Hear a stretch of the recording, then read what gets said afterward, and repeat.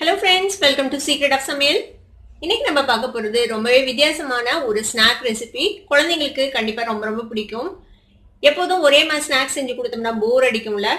Sometimes குழந்தைங்க கேட்பாங்க புதுசா ஏதாவது செஞ்சு கொடுங்க அப்படின்னு சொல்லிட்டு அந்த மாதிரி டைம்ல கண்டிப்பா இந்த ரெசிபி ட்ரை பண்ணுங்க. ரொம்ப டேஸ்டியா இருக்கும். நம்ம இன்னைக்கு டார்க் ஃபேண்டசி சாக்கோ ஃபில்ஸ் பிஸ்கட்டும் பிரெட்டும் யூஸ் பண்ணி இந்த சூப்பரான ஸ்நாக் செய்ய போறோம். சரி வாங்க டிலே பண்ணாம சூப்பரான இந்த ஸ்நாக் எப்படி செய்யலாம் அப்படின்னு பார்க்கலாம்.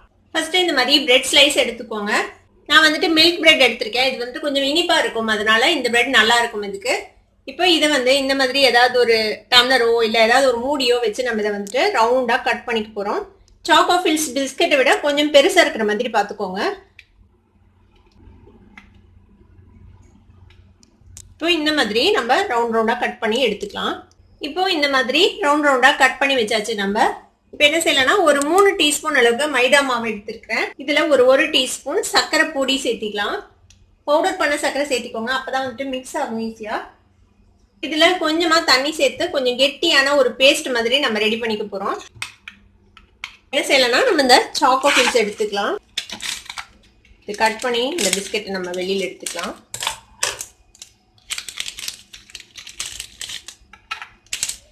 இப்போ இந்த மாதிரி ஒரு பிரெட் ரவுண்ட் எடுத்துக்கோங்க. இதுல வந்துட்டு ஓரத்துல நம்ம இந்த மைதா பசையை தடவிக்கலாம். ரொம்ப நிறைய எல்லாம் தடவ வேண்டியதில்லை, கொஞ்சமா தடவினீங்கன்னா போதும். இப்போ இதுக்கு நடுவுல இந்த பிஸ்கெட்டை வச்சுக்கலாம். அதே மாதிரி இன்னொரு பிரெட்லயும் நாங்க லைட்டா ஓரத்துல வந்துட்டு மைதா பசை தடவிக்கலாம். இந்த மாதிரி தடவிட்டு இப்போ இதுக்கு மேல இதை வச்சு க்ளோஸ் பண்ணி லைட்டா அப்படி பிரஸ் பண்ண மாதிரி இந்த மாதிரி அமுக்கி விடுங்க. இது வந்து ஈஸியா ஒட்டிக்கும். இந்த மாதிரி பிரஸ் பண்ணீங்கனாலே நல்லா எல்லா பக்கமும் ஈவனா கவர் ஆகிற மாதிரி ஒட்டி விட்டுருங்க. பாருங்க, இந்த மாதிரி எங்கேயும் கேப் இல்லாத மாதிரி இந்த மாதிரி ஒட்டி விட்டுருங்க. இதே மாதிரியே நம்ம எல்லா பிரெட்டையும் ரெடி பண்ணிக்கலாம். இப்போ இந்த மாதிரி நம்ம எல்லாத்துலயும் ஸ்டஃப் பண்ணியாச்சு. சுத்தமா கேப் இல்லாத மாதிரி நல்லா ஒட்டி விட்டுருங்க. இந்த மாதிரி இது இப்படியே நம்ம டீப் ஃப்ரை பண்ண முடியாது, பண்ணோம்னா எண்ணெய் பயங்கரமா அப்சர்வ் ஆகும்.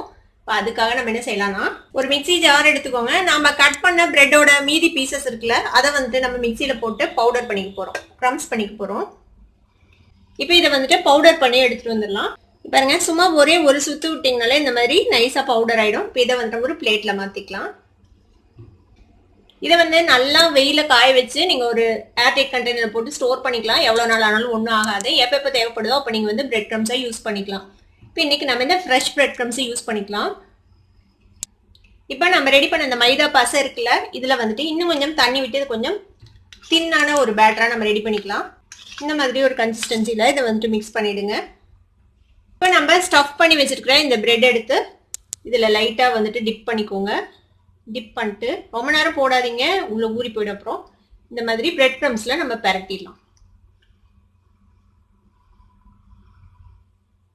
நல்லா பிரெட் க்ரம்ஸ்ல கோட் பண்ணிடுங்க.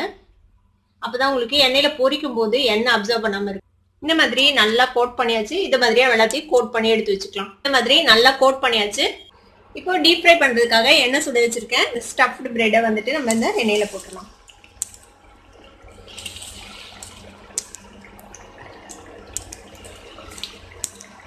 இதுல வேகிறதுக்கு எதுவும் இல்லை. நல்லா மேல வந்து 2 சைடும் நல்லா கிறிஸ்பானதும் நம்ம எடுத்துடலாம். அவ்வளவுதான்.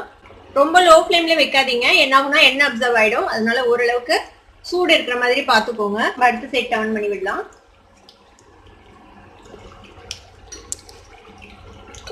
சீக்கிரமே ரெடி ஆயிடும். இந்த ஸ்நாக் மொத்தமே வந்துட்டு உங்களுக்கு 10 நிமிஷம் தான் ஆகும். ரொம்பவே வித்தியாசமான ஒரு ஸ்நாக்கு. குழந்தைங்க வந்துட்டு ரொம்ப விரும்பி சாப்பிடுவாங்க. பாருங்க, 2 சைடுமே கோல்டன் கலர் ஆயிடுச்சு. அவ்வளவுதான், நம்ம வந்துட்டு இதை எடுத்துடலாம். பாருங்க, ரொம்ப வித்தியாசமா சூப்பரா ஒரு ஸ்நாக் ரெடி ஆயிடுச்சு. ஒரு செம டேஸ்டியா நம்மளோட ஸ்நாக் ரெடி ஆயிடுச்சு. நம்ம கட் பண்ணி பார்க்கலாம் உள்ள எப்படி இருக்குதுன்ட்டு.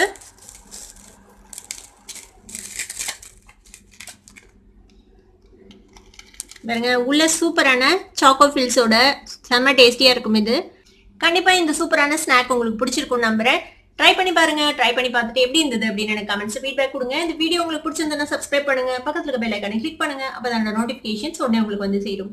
லைக் பண்ணுங்க, ஷேர் பண்ணுங்க. தேங்க்யூ ஃபார் வாட்சிங் this video viewers. Bye by.